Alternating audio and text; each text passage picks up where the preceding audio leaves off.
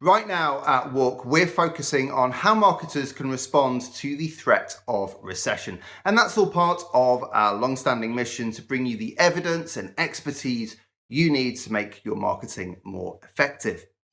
We've been looking at effectiveness in uncertain times, and over the next few weeks, you'll see a whole series of content coming out around this topic. We've just published a great piece by Oliver Feldwick, Head of Innovation at the And Partnership, who looks at how brands can start to prepare for post-COVID-19 times.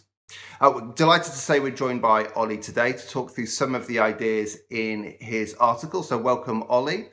And I'd like to start, if I may, with a comment you make in the piece about how this recession feels a bit different to previous recent recessions we've experienced. Could you expand on that a little, please?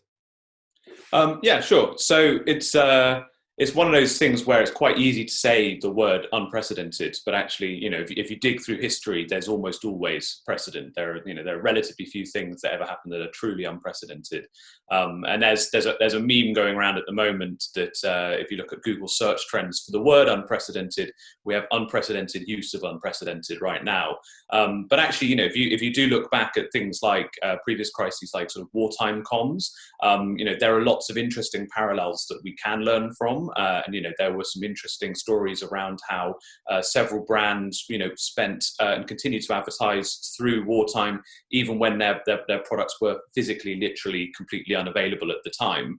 And there's lots of evidence that that was a successful and an interesting strategy. And similarly, even in 1918, when we had the sort of the flu epidemic, then Woodrow Wilson, the sort of then the president at the time, he caught the flu mid negotiating the peace terms at the end of World War I. So there's plenty of precedent out there if we look, but I think it is fair to say that this is a particularly complex and challenging crisis and upcoming recession, and especially if you look at recent years. I think the main difference is that previous ones have tended to be constrained to an economic crisis, a single kind of sector, a single country or market, whereas this one is, it's rippling across the world and every sector, and so there's, some will be affected more than others, but the impact goes far further.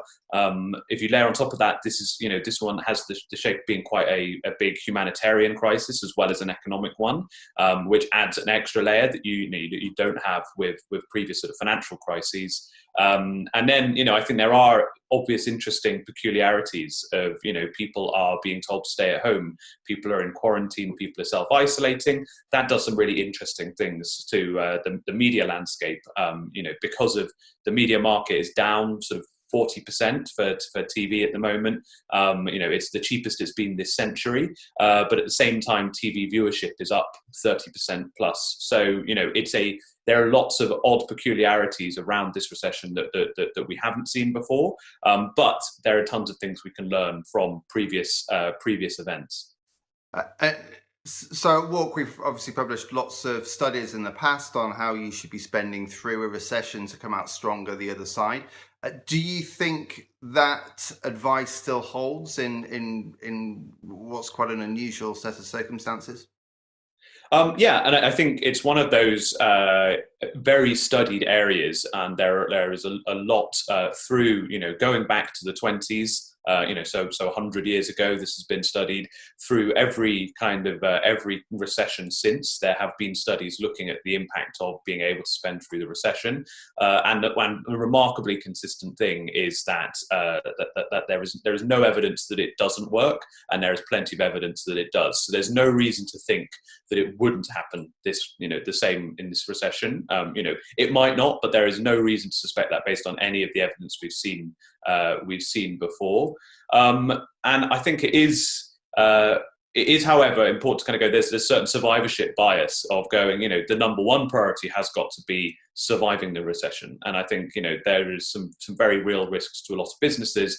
And so, cash flow, looking after your staff, looking after your ability to stay open has got to be priority. And I think, separating out the crisis from the recovery, I think, again, gives you a different lens to look at. So, and what it definitely isn't is plow on business as usual. Everything needs to be reconsidered.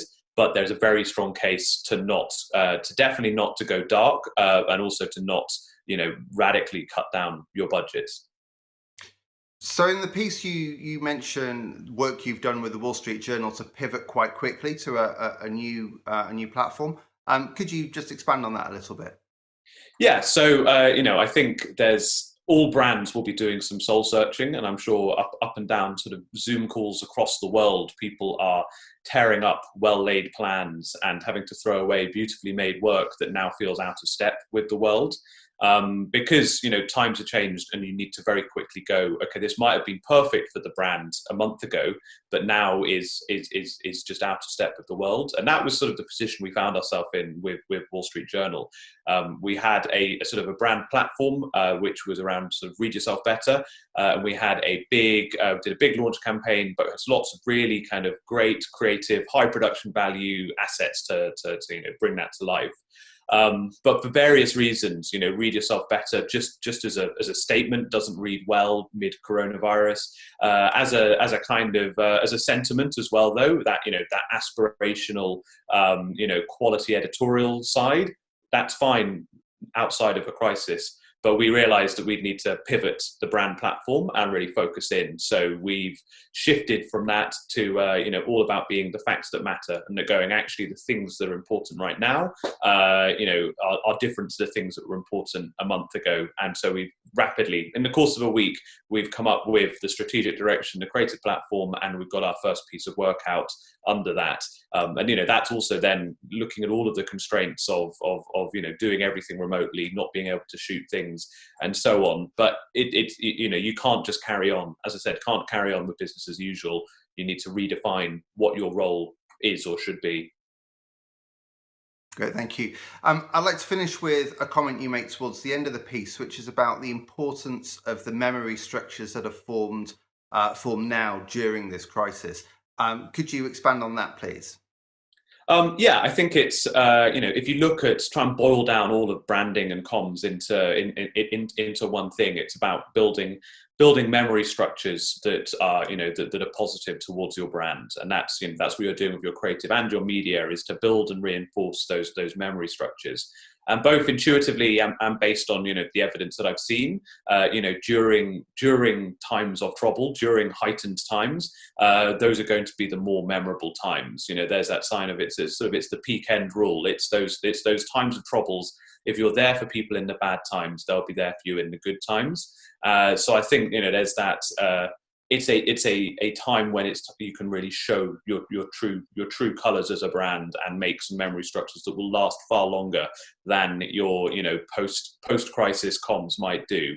So I think it's a chance to really step up and make a difference. But I also think all of the media evidence, but also all of the creative evidence shows that it's the time to make an impact. Of a dollar or a pound spent now will be worth 10 spent post-crisis, because of both the spending through a recession aspect, but also because I think this is the time when people need strong brands the most.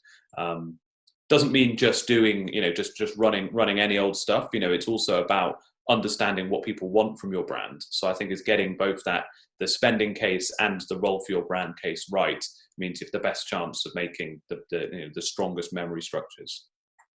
Great, thank you, Ollie. Well, you can read Ollie's piece on walk.com, plus a whole host of other pieces of content around COVID-19 and the upcoming recession. Just visit walk.com and click on the COVID-19 link.